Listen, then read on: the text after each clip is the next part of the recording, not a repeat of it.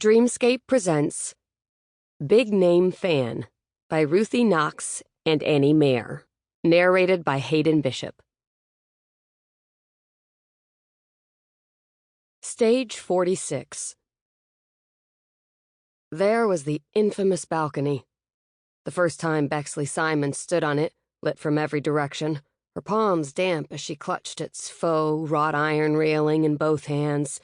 She'd had one chance left to fake it till she made it. She thought her heart might burst from worrying that everyone on this soundstage could tell. Her footsteps echoed in the empty television studio. Someone had turned on a few can lights.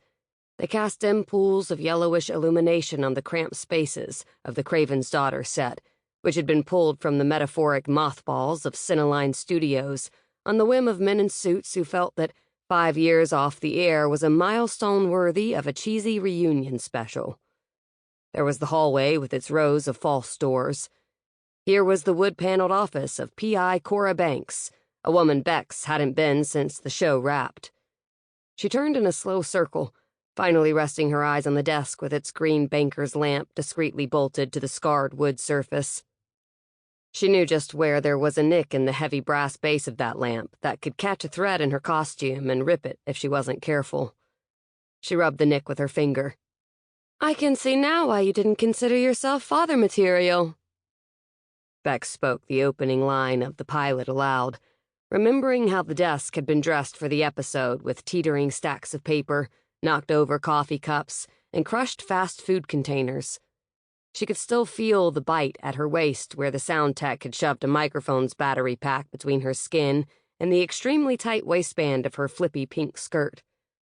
For 6 years, Bex had played sunny former kindergarten teacher Cora Banks, who tracked down her absent father, Joe Craven, with a DNA test just in time to learn he'd died, but he'd left her his detective agency.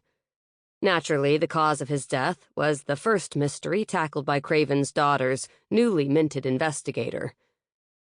That was 11 years ago now. Bex had been as young and green as the kindergarten teacher she played.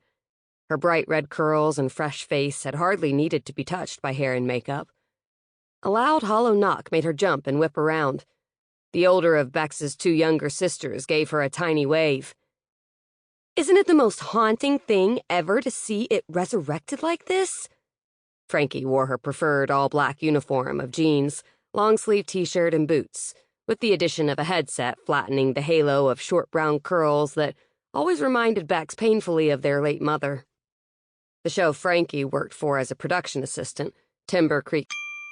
Sample complete. Ready to continue?